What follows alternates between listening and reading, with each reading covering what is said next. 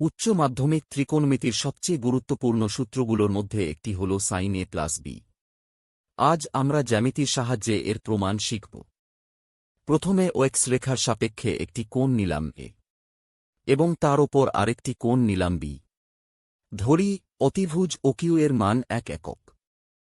এবার কিউ বিন্দু থেকে সোজা নিচের দিকে একটি লম্ব কিউএন টানলাম। তাহলে এই গোলাপি রেখাটিই হল পুরো এ প্লাস বি কোণের সাইন। লজিকটি মেলাতে কিউ থেকে ওএম এর উপর এবং এম বিন্দু থেকে একটি আনুভূমিক লম্ব এমকে টানলাম। জ্যামিতির একান্তর কোণের নিয়মে ওপরের এই কোণটিও এ হবে। বড় ত্রিভুজ থেকে আমরা পেয়েছি কিউএন হল সাইন এ প্লাস বি। আবার ছোট ত্রিভুজটি থেকে পাই ওএম হল কস বি এবং কিউএম হল সাইন বি।